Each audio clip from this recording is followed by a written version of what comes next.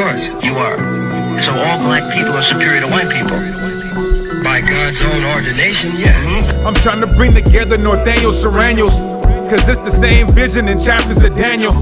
If we could put down all our blinkies and Rugers, if I could bring together the 60s and Hoovers, if I could unite disciples and vice lords and give them both something more important to fight for, and if I could unite all the Harlems and Brims, then we can rise as a people and our stardom begins. We Israelites, native Latinos, Negroes, Garvey X and Geronimo, just a few of my heroes. Hot Brits turn my whole life around. Al Green, I'm 5'9", walking around like I'm Yao Ming.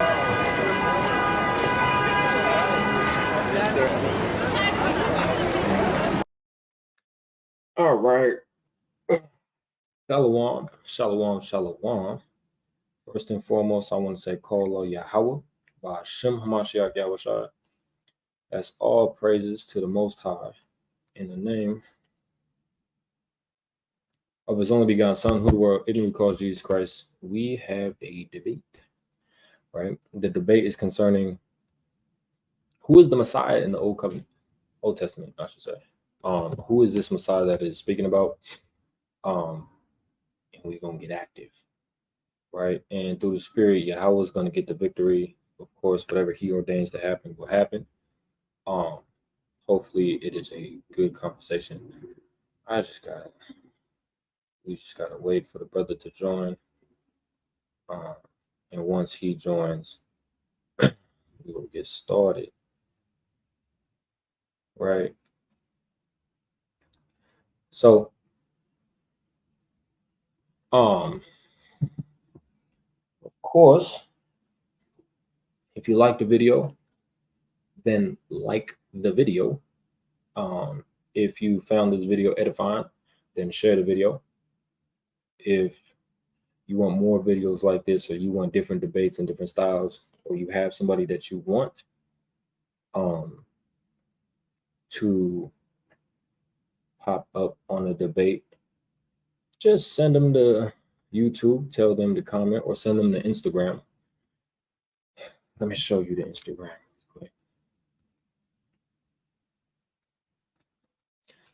Found on Sakari Las Vegas or Sakari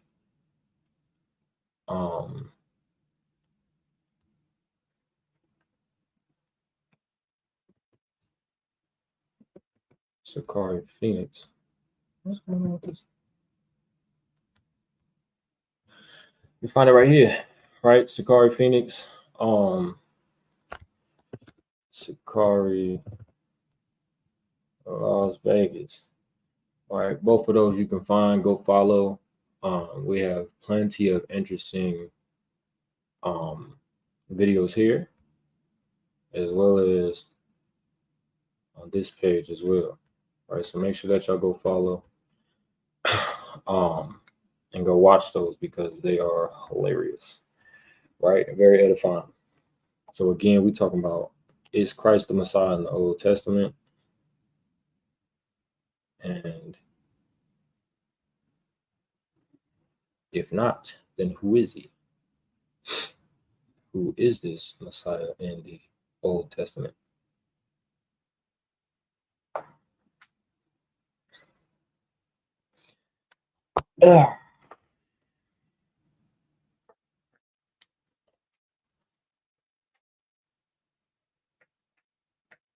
But as for the daily readings,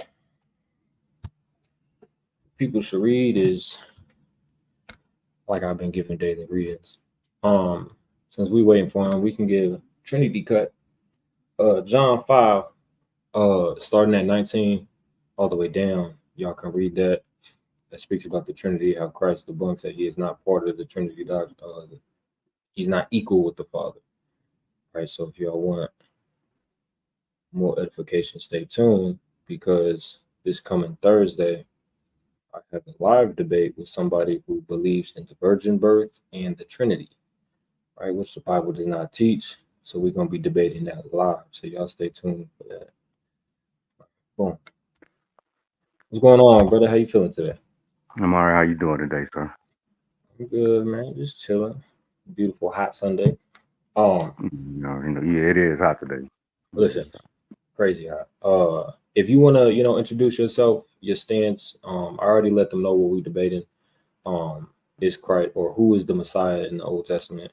So if you wanna, give yourself an introduction and what you believe in, if you congregate with anybody. Yeah, my name is John. Basically, I'm Old Testament only. I don't believe in the New Testament at all. Uh, and pretty much that's my stance, and that's where I'm coming at with it on my side of the debate. Beautiful. So who is the Messiah in the Old Testament? But there was many messiahs. I mean, uh, the Messiah is pretty much an anointed one, and a Messiah could be a prophet. A Messiah could also be the high priest, and a Messiah could also be the king of Israel. So basically, somebody like Moses was a Messiah. Somebody like Aaron was a Messiah because he was a high priest. David was a Messiah because he was anointed king of Israel. So it's pretty much something that you have to be anointed for. Okay. So the Messiah, do you believe that there is going to be a Messiah that okay, maybe I don't want to put this on you. Do you believe I think that I know where you're going. Yeah, I believe that there will be a Messiah that will be raised up, and it sounds who do you correct. think that is? It could be. There's no telling who it is. There's no telling. No telling who it is. Do you believe that he comes from the Davidic line? Correct. Okay. But you wouldn't be the sect of brothers who believe that it will be David reincarnated. But I'm not. I'm not. I'm not saying that. I'm not going to say for sure whether it is in fact going to be him. But then I'm not. I'm not going to say anybody's wrong if that's what they believe. You see what I'm saying? Because that could be the case. Because in Jeremiah it does state that David will be raised up. But then that could be something that could be figurative or it could be literal. Right. Okay. So we can just get straight into it. Um, Hmm. I want to start out simple, not Jeremiah 3, Jeremiah 23. All right, Jeremiah 23, starting at verse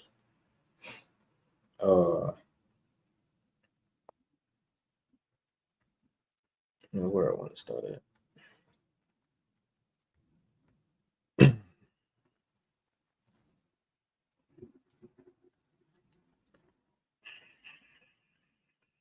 Oh, I'm thinking of 33. Jeremiah 23 starting at 5. I'm tripping.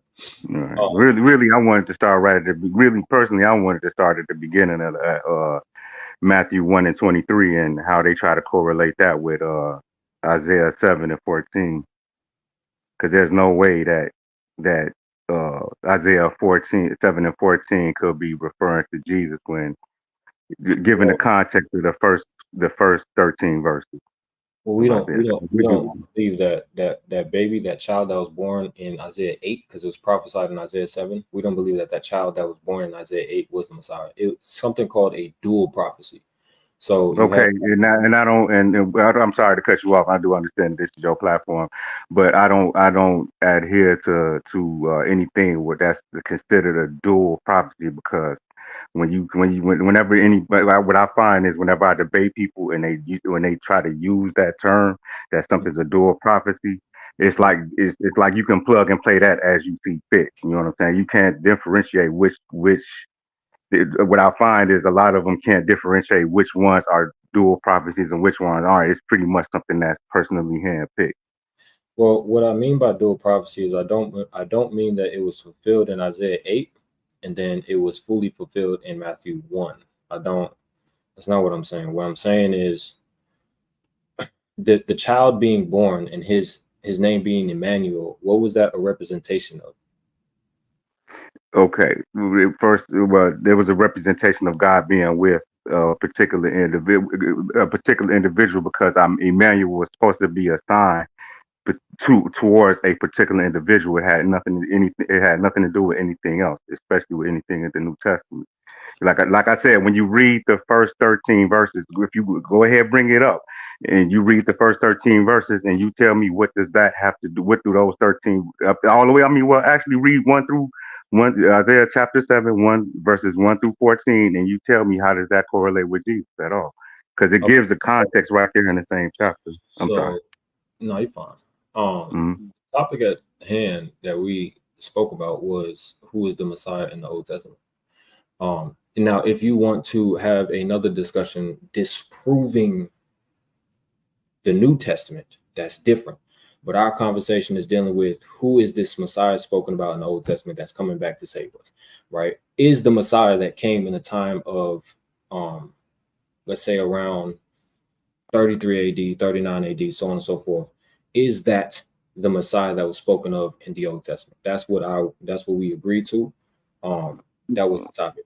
So I was okay. Okay, all right. I thought it was like okay. When I spoke to you in that comment feed, I thought what I stated was how Jesus didn't fulfill any of the Old Testament prophecies, pretty much. But we can have. I'm open to having this he discussion. did. He did fulfill a lot of the Old Testament prophecies. And we can get into that if we have time. I got to go around 6:45 ish. So I do want to get this over.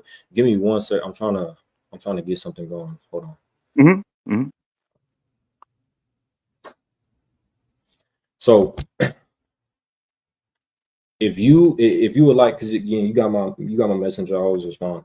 If you would like to have a different conversation concerning if the New Testament is valid, if we should follow or read the New Testament, then you can question me on anything that you have of the misunderstanding of the New Testament. But me personally, I just want to stay in the old. I don't want to go to the new. I just want to stay in the old and see if the old solidifies this Messiah or Yahushua as we know him in the New Testament.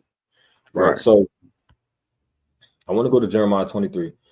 That's fine. Go ahead. Yeah, I'm following you. Let me get there in my Bible as well. So, Yeah, I'm going to. Was it 33 or because I know you went to 23 before and you. I want to get that in a second. I want to get Micah 5 first. That's what I. Micah 5. Let me get there. Yeah, I'm old school with it, man. I got the KJV open right now. Nah, you good, man. I understand. Sometimes I like using my Bible than the laptop. Right, but I just know it's faster when you use an app. But I'm using the app on here to talk to you on right now. So. Yeah. We go ahead, continue because I can listen to you while you're reading it because I know it's gonna take a while for me to get there. No, you good. I could wait for you. I'm trying to send this to somebody, but it's not working. Micah 5 is like at the end of the Old Testament. Yeah, I got it. Here we go.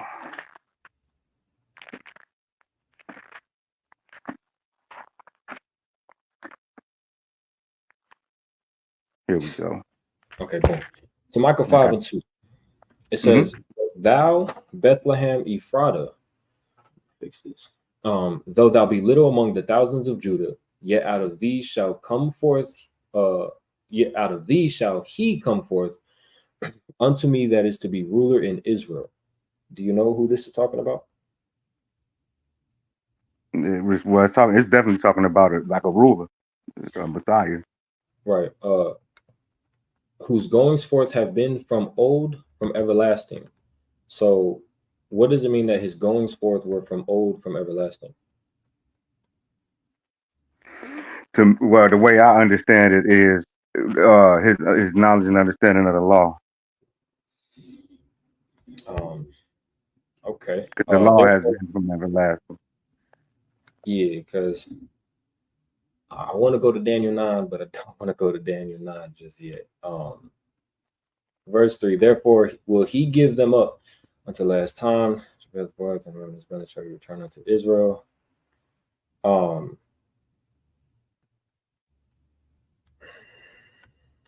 It's kind of hard to deal with this because okay, we're gonna have to go to Daniel 9. I ain't gonna hold you.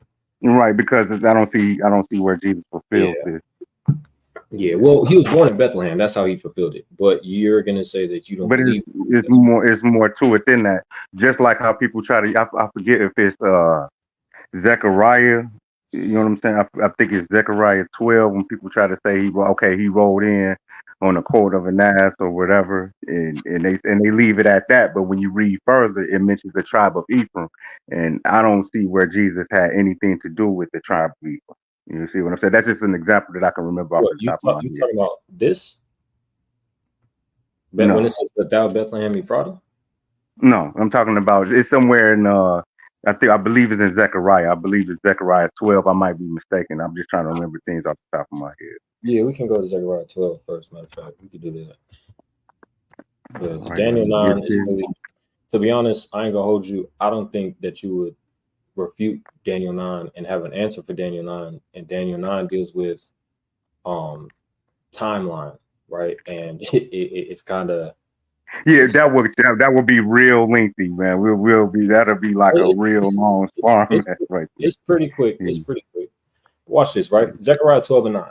It says, "And it shall come to pass in that day that I will seek to destroy all the nations that come against Jerusalem." Has this happened yet? That the Lord shall seek to kill all the nations that came up against Jerusalem?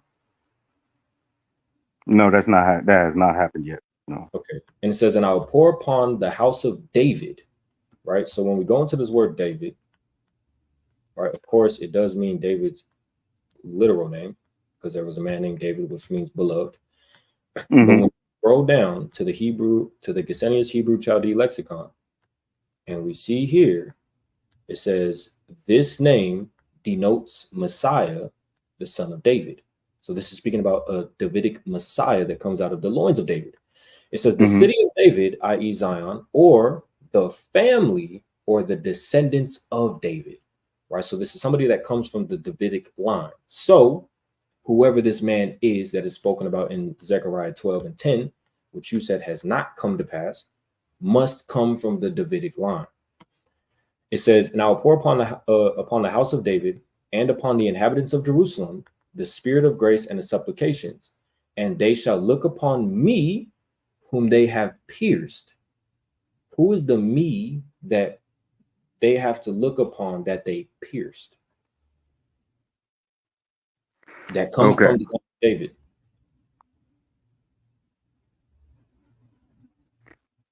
Okay, because you know that's more than one meaning to that word pierce, right? What is the other meaning for pierce? If you have the Hebrew lexicon right there. Yeah, it says to pierce, thrust through, pierce, thrust, to pierce, run through, to be pierced through, pierce, riddled. Another one that says to dig out, but it's okay. To dig out. Let me read this. Here, hold on. Let me look at this. Okay.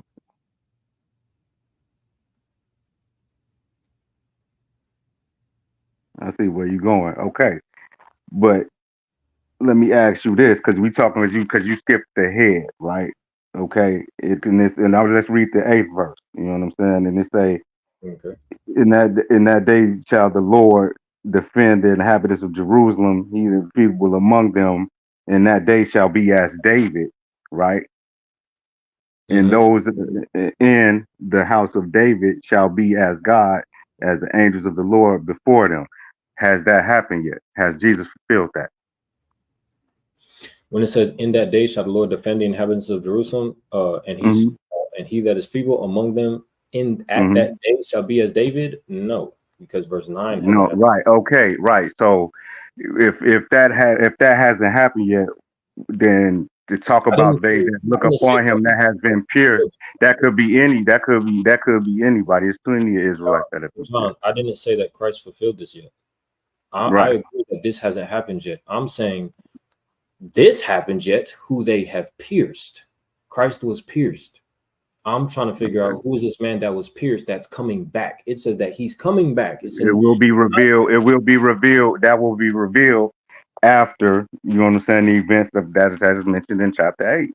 So you mean in verse 8? In verse 8. That's correct. Okay, so I get that those who are feeble among them shall be as David, right? Those who are weak shall be as mighty as David. I do believe that the Lord will seek to destroy any nation that came up against Jerusalem. I do believe that. And I do believe that he will pour upon the house of David and upon the inhabitants of Jerusalem the spirit of grace and supplication. I do believe that's going to happen as well. And exactly. I do believe, but what I'm saying, I mean, and I don't mean to cut you off, but what I'm saying is, until that happens, we can't confirm. Okay, John, all right. I'll give you that. You don't fully understand. I'm not saying that this has been fulfilled yet. That's what I'm saying. We're in agreement that this hasn't been fulfilled. Here's the issue. These same people that are in this time frame, which is in our future, it says that they shall look, even those other people shall look upon him whom they have pierced. Who is this man that they're looking at that was pierced in past time? I want to know who that is. That is going to be revealed when that happens. We can't confirm whether that's 100% sure that that's Jesus. Okay, so it says, and they shall mourn for him as one mourneth for his only son, and they shall be in bitterness for him as one in bitterness of his firstborn. In that day shall there be great mourning in Jerusalem. So you don't know who this is, but you do agree that it's coming from the Davidic line, though. That's correct. Did Christ come from the Davidic line? Pursuant to Matthew 1? According to Matthew 1, but of course, but once again, let's head there to Matthew 1 and 23, and that's where I'm saying we can chop it off the head. We can chop off the head right at the start, bro. You know what I'm saying? If you go to Matthew 1 and 23 and tell me how does Isaiah 7 and 14, like how does that have anything to do with Christ? I'm gonna tell you just like this, bro, because the child in Isaiah 7 is a sign that okay. A sign to who? A sign to who? I get you.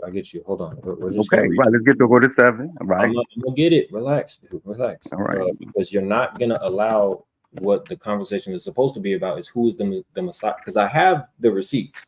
I have, and it's the reason why. And I see that's the reason why you don't want to go here, because you know that Matthew 1 and 23 is false witness. If you would show respect, bro, I'm at Matthew 1 right now, dude. You have to relax and slow down.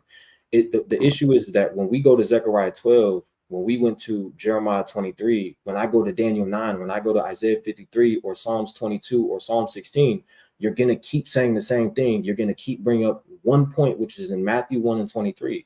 So okay, we can go to Psalm. We can deal with Psalm 16 as well. Okay, we're going to deal with other scriptures. We're not just going to deal with what you want to deal with. That's the problem.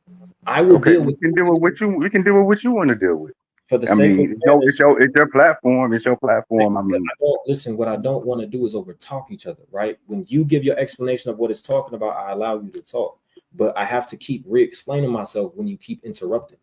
So I don't want to keep doing that because there's an audience that's going to watch and that is watching that I don't want them to get annoyed because we're over talking each other. So Matthew 1 and 23. I'm gonna read Isaiah 7 first. Isaiah 7 and 14. We can start up at 10. It says, moreover, the Lord spake unto Ahaz, saying, ask thee a sign of the Lord thy God, ask it either in the depth or the height above. But Ahaz said, I will not ask, neither will I tempt the Lord. And he said, hear ye now, O house of David. Is it a small thing for you to weary men, but you weary my God also?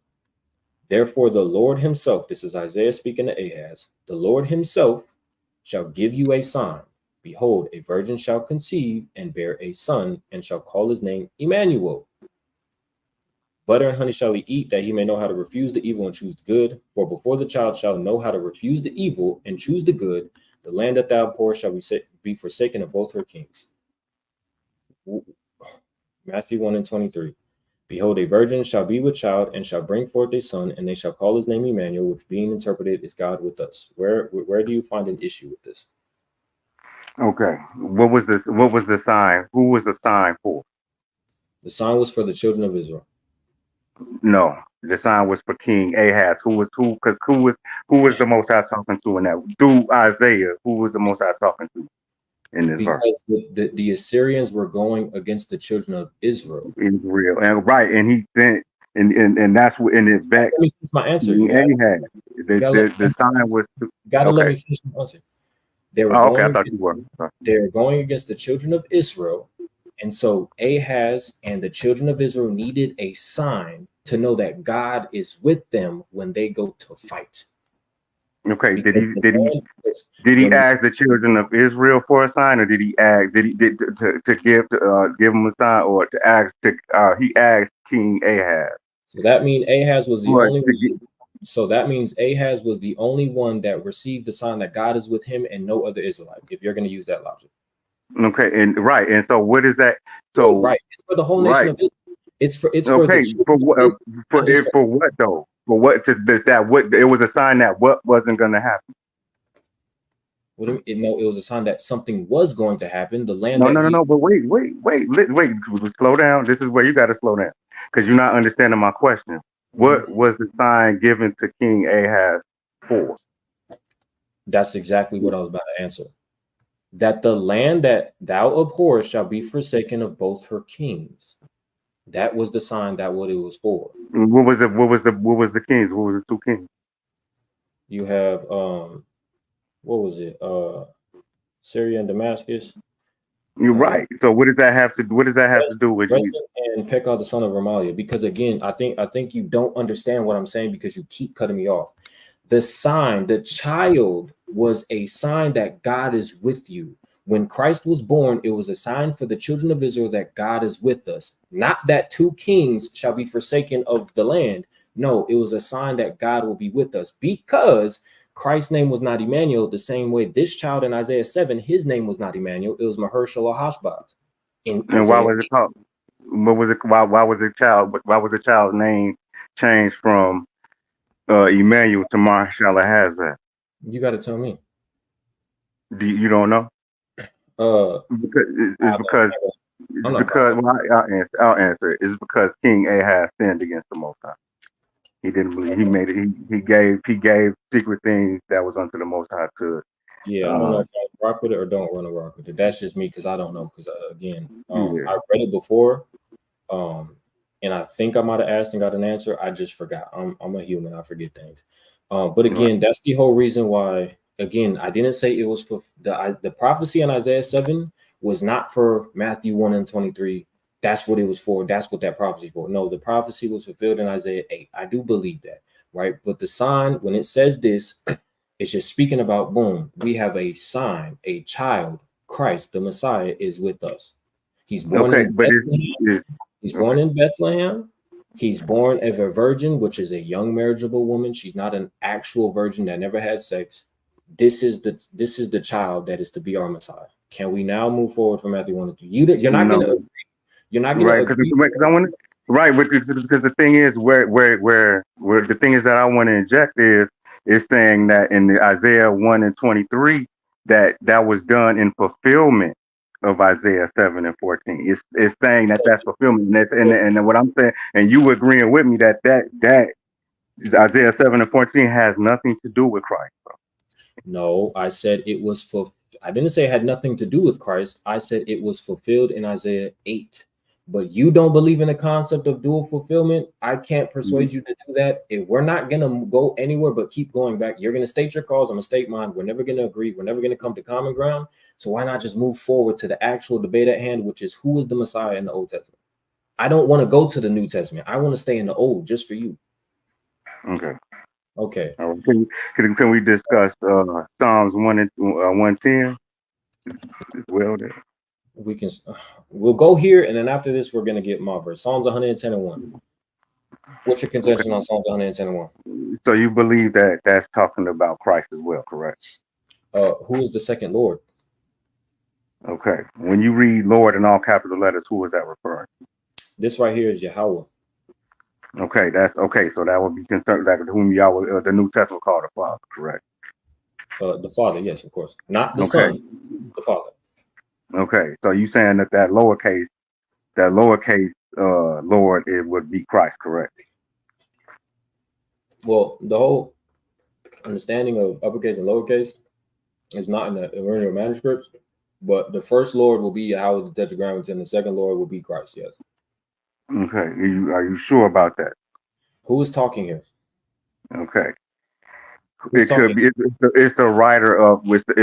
I believe it's King Solomon talking here. So Solomon is talking in Psalms 110, a Psalm of David. Because because it's a psalm. When it's saying it's a psalm of David, it's a psalm about David. And how I confirm that is okay. Hold that right there. All right. Go to 1 Kings 5 and 3, and tell me why that I hope closely you know that. correlates with that. Undeniably. First Kings 5 and 3. 1 Kings 5 and 3. Thou knowest how that David my father could not build an house unto the name of the Lord his God for the wars which were about him on every side until the Lord put them under the soles of his feet. Okay. Did that the Lord closely put the mirrors enemies, what. hold on. Did the Lord put the enemies of Solomon under his feet? No, it's saying David. You're reading it out of context. It I clearly know, says I know. David right Hold on, there in the verse. John. Bro, you have to relax. I'm not saying that this is speaking about Solomon. I'm saying when it says that his enemies were under the soles of his feet, what does that mean? That nobody's gonna war against him? Nobody's gonna. What does it mean? It means that he would end enough wars so that Solomon could have time and peace, so he could build the temple. So Solomon had the enemies under his feet as well. No, he had time of peace. The enemies were put under David's feet. So he didn't have other nations working for him. He did. Okay, so his enemies were under his feet as well.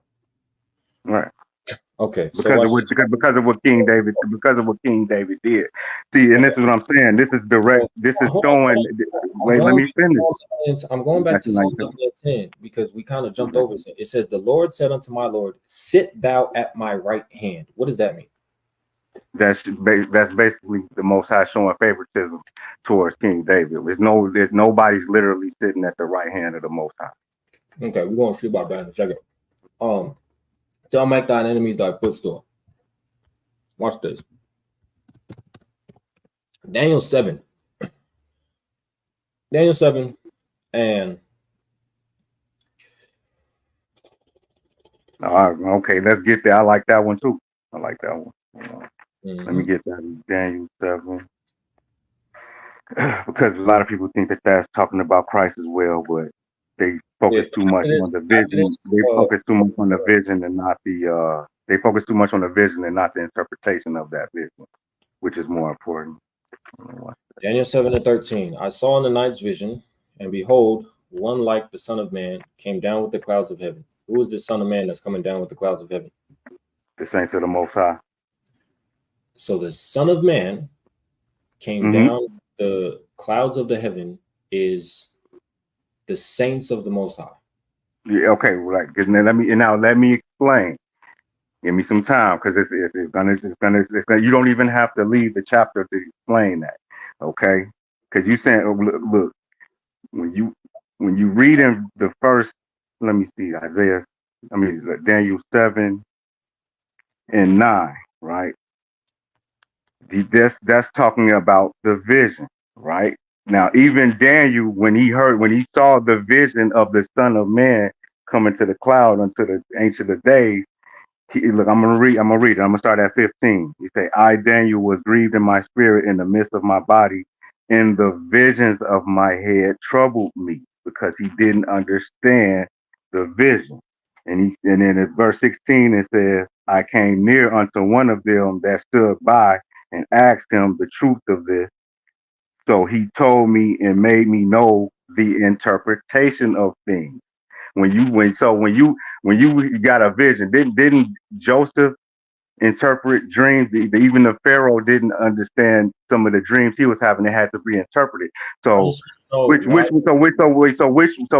do you go with? I'm building some. Let me finish. No, because you're reading a bunch of things that has nothing to do with the Messiah in that's coming. I just want to know who is Right. this? Okay. Then this has nothing to.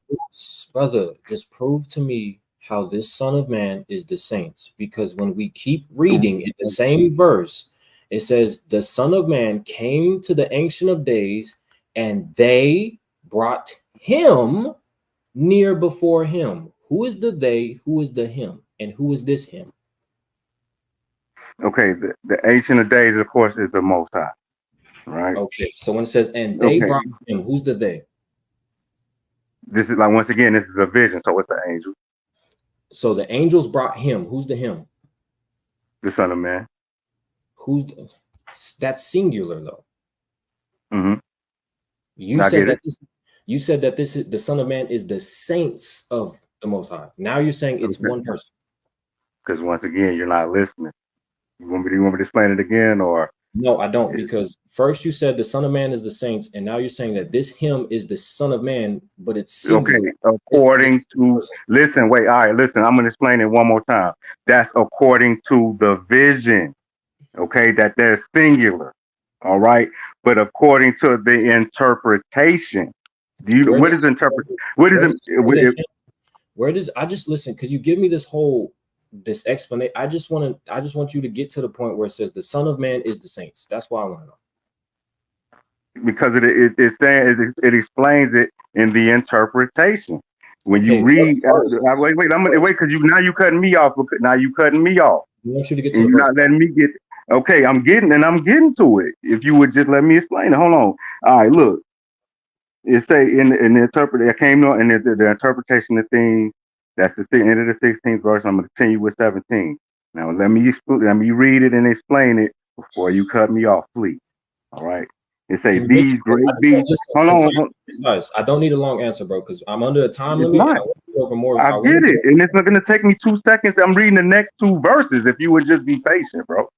It's just the next two verses, all right? And it's saying, look, because it's giving the interpretation. These okay. great beasts, which are four kings. Where are So you it's reading? not literally four beasts, it's Where, four kings which shall arise out of the earth. where are you And reading it at? say, but I'm reading the 17th verse of Daniel 7, and I'm reading Daniel 7 and 17. Okay. Okay, and in the interpretation, these great beasts, which in the vision where it's talking about the four beasts, those are the four kings which shall arise out of the earth. But the saints of the Most High shall take the kingdom and possess the kingdom forever, forever and even ever. Mm-hmm. So that's That's talking about this Son of Man is the saints, mm-hmm. and And this will then be look in the 22nd verse, this will be the according to children of Israel. This will be according to the interpretation and John. according Will to this be the children of Israel? Yes or no? yes. Okay. Here's where we have a problem now, because again, you fall on your own sword. Ezekiel. Oh, I'm not even typing because this is talking about the children of Israel possessing the kingdom. Ezekiel 37 and verse 24. And David, my servant, shall be king over them. This is in the kingdom of God. And they shall have one shepherd, and they shall walk in my judgments and observe my statutes and do them. And they shall dwell in the land that I've given my unto Jacob my servant, wherein your fathers have dwelt. This is talking about the children of Israel living in the kingdom. Mm-hmm. And they shall dwell therein, even they and their children, and their children's children forever. And my servant David shall be their prince forever. In Right, Daniel it's in 7, David. but watch this. In Daniel 7, it speaks about this Son of Man, verse 14, and there was given him dominion, glory, and a kingdom. The saints Okay. are going to take the king. Hold on, the saints are going to take the kingdom, but this Son of Man is going to be having dominion in this kingdom. And in Ezekiel 37, it speaks about our kingdom and a prince that is ruling in our kingdom, which means the Son of Man in Daniel 7 cannot be the saints, because Ezekiel 34 says you have the children of Israel and you have a prince You that is can't do it ruling the like that. kingdom of Israel. Listen, once again, I'm gonna go run this by you one more time, bro. And there's no point in even going forward if you cannot comprehend what I'm saying. You're going based off of a vision. I'm going off of the interpretation of the vision. Okay. All right, which one is more important, the vision or the interpretation, or actually knowing the meaning of the vision? They're both equally important. But which one? But okay, but which one do you get more understanding out of? The interpretation, correct? Both. So okay, so when Peter got the vision about let's go to the New Testament. Peter got the vision about No, the unclean meat on the sheep, right? in the old again. Oh no. I'm proving the point. Because you don't want me to prove that point because you don't want to see your followers to see how you getting confounded right now. Now John, listen, all right, wait, let me finish. No, John, you cannot go to Acts 10 to try to talk about the vision that Peter had. What's going to happen is we are talking about in the Old Testament, who is this Messiah? If you're going to overtalk me, you're not going to be heard much, bro. You can't sit up here and try to move the goalpost to something else. In Daniel 7, it speaks about a kingdom. John, they can't hear you right now.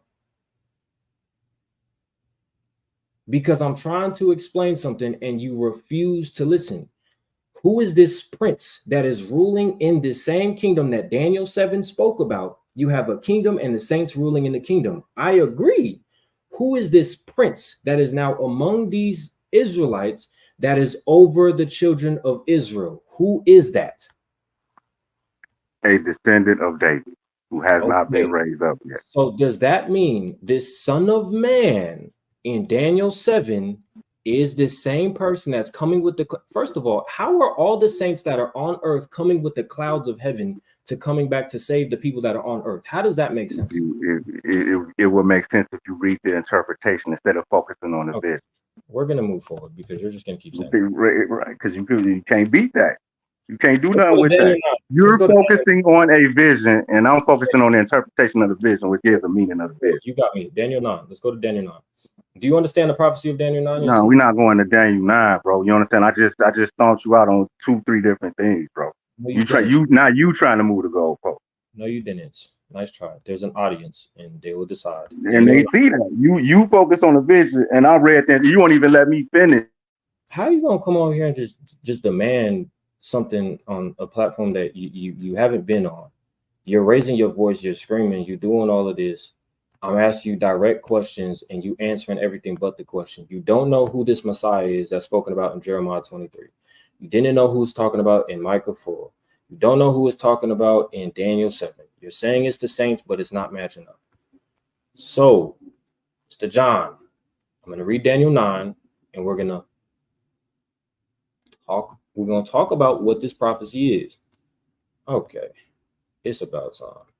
Right, so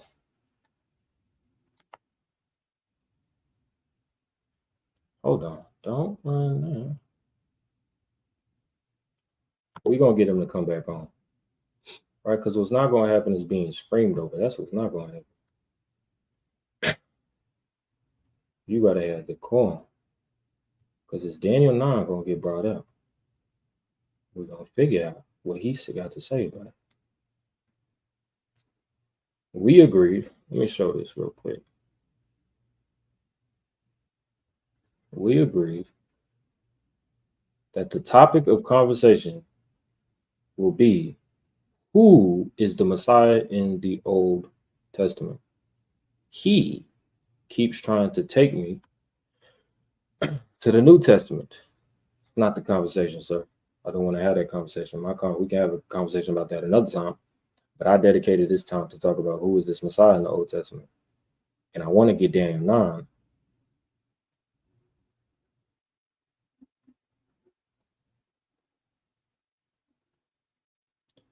I want to get Daniel 9 for a specific reason.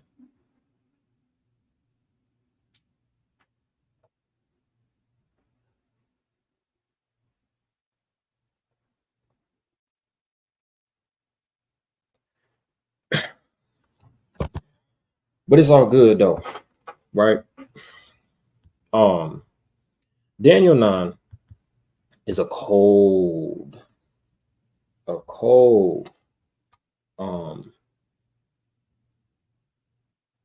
Buddy had done blocked me.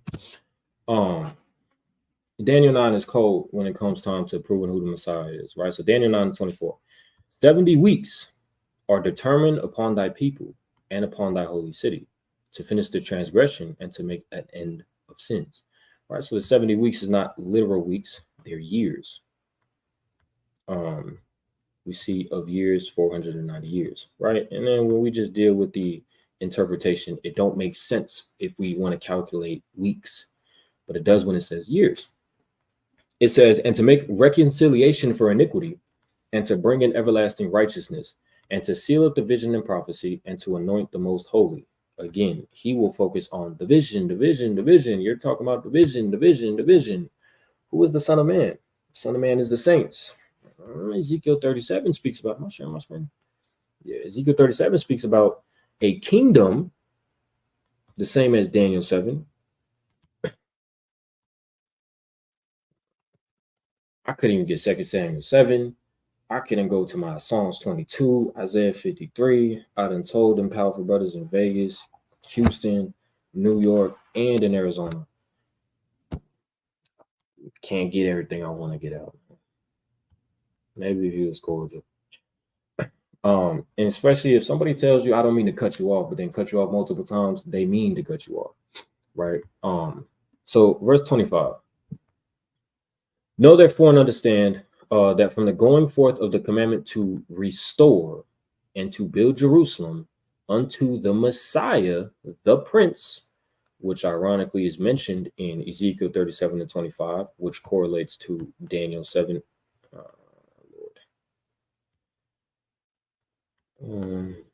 Which correlates to Daniel 7.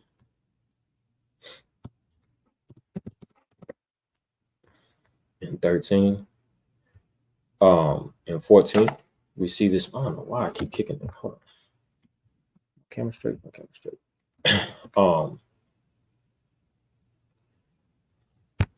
Correlates, right? We have this prince. It says, shall be 7 weeks and 62 weeks, right? And do the math, right? Let's just use this because it helps us a little bit better.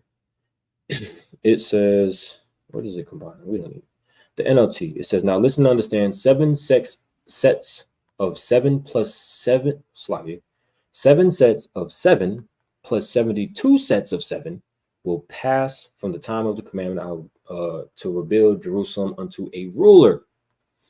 So let's do it on my phone. Right, you got 62 plus 7. Oh, my bad, that's 32. 62 plus 7, 69. Okay, yeah, 69. God, right? So these are years, right? So 69 times 7 is 483.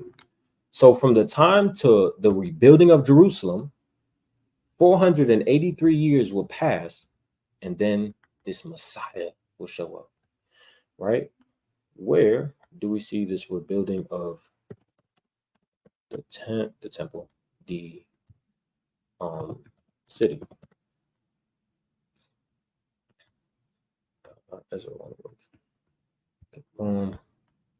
Nehemiah 2:2. It says, wherefore the king said unto Nehemiah, why is thy countenance sad, seeing that thou art not sick? This is nothing else but sorrow of heart. Then I was very sore afraid, and said unto the king, let the king live forever. Why should not my countenance be sad when the city,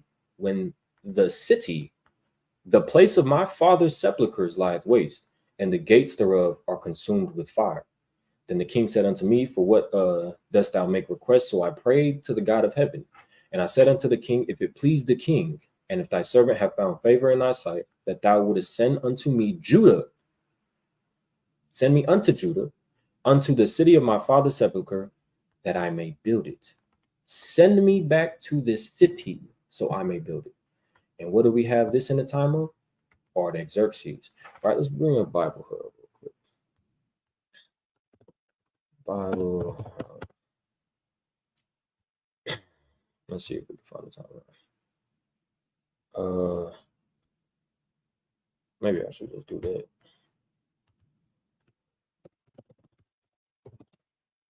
Bible timeline. Where do we see Artaxerxes give Nehemiah the decree to rebuild the city? 444 circa. All right, where's that?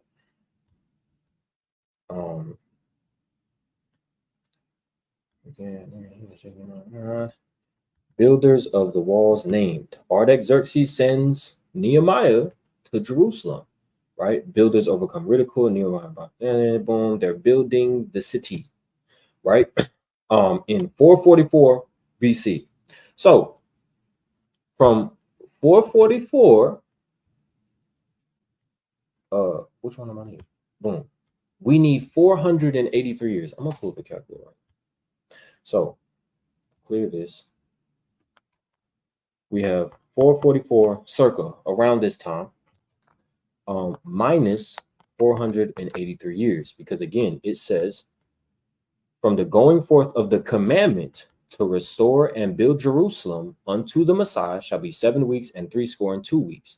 So from the time that Artaxerxes gave Nehemiah the decree to go rebuild Jerusalem, which was 444, until the time of the Messiah coming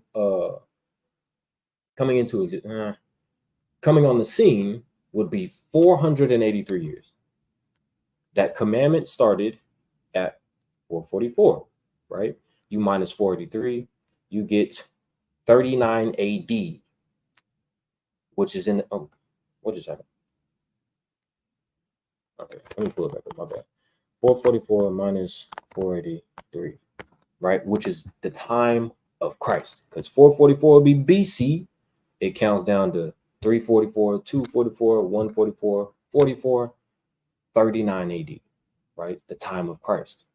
Who is this Messiah that's called the Prince? Now, when you take a look at this word Messiah and Prince, watch this. This is what's cold about the Bible, right?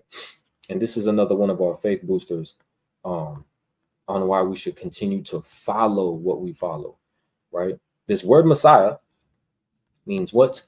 Anointed. What did he say in the beginning of the debate? What is a Messiah? Well, Messiah is just an anointed one. Yes. And this Messiah around 39 AD is an anointed one, which would be Christ, right? Anointed one of the Messiah, Messianic Prince, of the King of Israel, of the High Priest of Israel. Speaks of Cyrus, of the patriarchs as anointed kings, right? So again, this is the Messiah, but it's also calling him the Prince. And what does the word Prince mean? Leader, ruler, captain, prince, ruler, prince, overseer. And ironically, watch this. Listen, I don't even know this for a fact, but I guarantee you that in Leviticus, Ezekiel 37 and 25,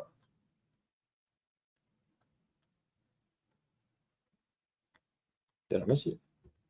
Is it different? One lifted up, prince, captain, leader, rising mist, vapor. It's the same thing. Governor, prince, ruler, king. It's the same thing. Leader, ruler, captain, prince, ruler, prince, overseer, ruler. Listen, we need answers, right? I'm mad, but he blocked me. I just asked him, I said, you scared of Daniel 9 or something? And then I got blocked. Damn. It's all good though. That was quick as hell. I ain't gonna hold you. So boom, we got 483 years from the time of the commandment to restore Jerusalem. We see that in Nehemiah 2, right? Which takes us to 39 AD. We talking about timeline here. This is the interpretation of the dream, right? We need answers. If it's not the Messiah who is called Christ or Yahushua, Hamashiach, who is it, right? They might say this started in Cyrus's time, right? Now we see in Ezekiel or Ezra 1.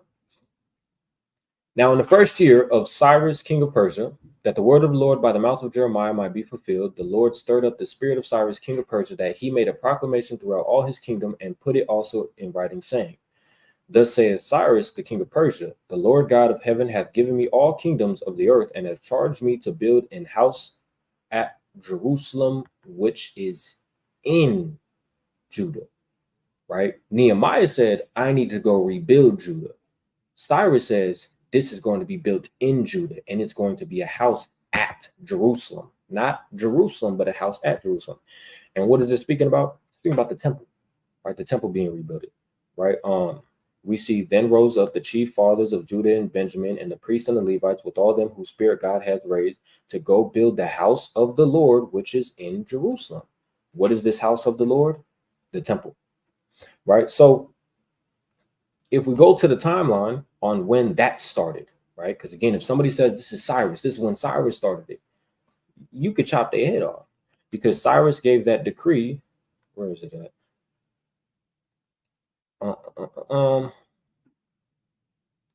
Cyrus gave that decree at 537. We can give them the benefit of the doubt at 500, which is not true. But that commandment to restore it was around 537. So let's do some math. 537 minus 483, 54 BC. What Messiah came in that time? They might say the Maccabees or Onias III or whoever else they want to say.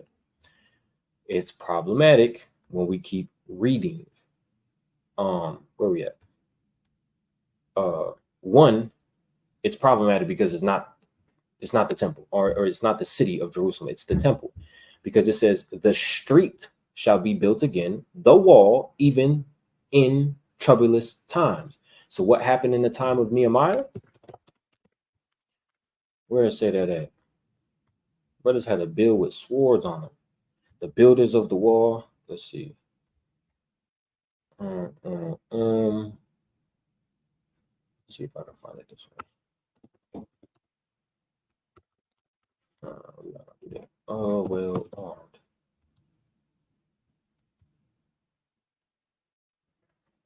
Okay, that'll work.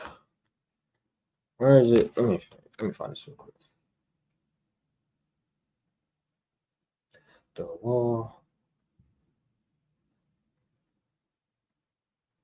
Oh, it's in 4. I'm 1 chapter too early. 4.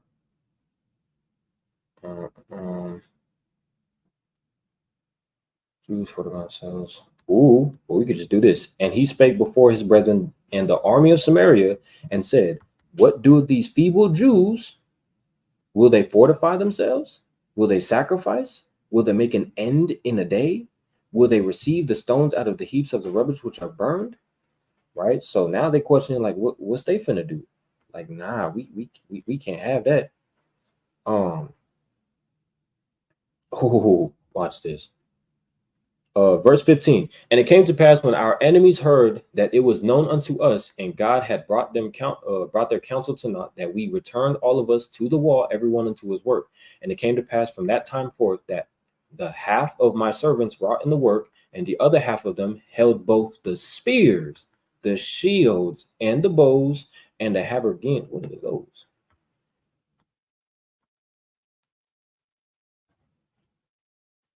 Oh. And the rulers were behind all the house of Judah, they which built on the wall, and they that bear burdens with those that laden, every one with one of his hands wrought in the work, and with the other hand held a weapon. That is what it means. The street shall be built again, and the wall, even in troublous times. When they was rebuilding the temple, they was just rebuilding the temple, right? But in Nehemiah 4, we see that they was in troublous times to rebuild the city, right? But let's go back to the timeline. It's 537. It goes back to 54 AD. Where were they rebuilding this city in troublous times? But here's where it gets even more cruel. Verse 26, and after 62 weeks shall Messiah be cut off, but not for himself. And the people of the prince shall come, and the people of the prince that shall come shall destroy the city and the sanctuary. This would mean that the temple wasn't really destroyed in 70 AD. It was actually destroyed around 54 BC, if they want to say that it started at Cyrus. I hope we following along. Which it didn't happen, right? But the people of the prince is Titus Vespasian and his army. It says, and the end thereof shall be with the flood, and the end of the war desolations are determined. And he shall confirm the covenant with many for 1 week, so 7 years. And in the midst of the week, in the middle of these 7 years, he shall cause the sacrifice and the oblation to cease. And for the overspreading of abominations, he shall make it desolate, even unto the consummation, and that determined shall be poured upon the desolate. So, this is speaking about our temple being destroyed, and the overspreading of abominations, he shall make it desolate. It's speaking about what Titus Vespasian did to the temple, right? Him having the intercourse, cutting the curtain of the Holy of Holies, saying that he has slain God, doing the abomination, sacrificing the abomination, so on and so forth. This is the acts and the things in which Titus Vespasian did. Now, man, I want to go to so much. I wanted to do so much, and just talk about so much. I want to know what he felt about 2 Samuel 7. In verse 12, and when thy days be fulfilled, thou shalt sleep with thy fathers. I will set up thy seed after thee, which shall proceed out of thy bowels, and I will establish his kingdom. He will say that this is Solomon. There's a problem with that. He shall build an house for my name. He will establish the throne of, or I will establish the throne of his kingdom forever. His throne wasn't forever, but they might play a game. Forever doesn't mean forever. Okay. I will be his father, and he shall be my son. If he commit iniquity, which Solomon did, I would chasten him with the rod of men. Solomon ain't never got whooped by the rod of men, and with the stripes of the children of men. Now, they might play a game saying, oh, where? So that means Christ sinned. Christ is Solomon, reincarnated, right? A lot of people don't have the understanding of that, which is fine, but that is our understanding, which is dealing with reincarnation. But that's why we believe that Solomon or Christ was Solomon reincarnated. Because Solomon sinned, but he never got punished with the rod of men, but somebody did, and somebody's kingdom that came from the loins of David, his kingdom was established forever, or is going to be established forever, which is Christ when he comes back. Hamashiach Yahushua. Right, verse 16. And thine house and thy kingdom shall be established forever before thee, thy throne shall be established forever. All right, I wanted to know what his take was on that. You have Isaiah 53, the suffering servant. A powerful chapter. Psalms 22, where it speaks about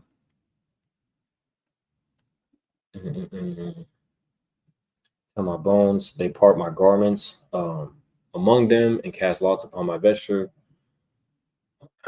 Oh, right here. For dogs have compassed me, they assembled, or the assembly of the wicked have enclosed me. They pierced my hands and my feet.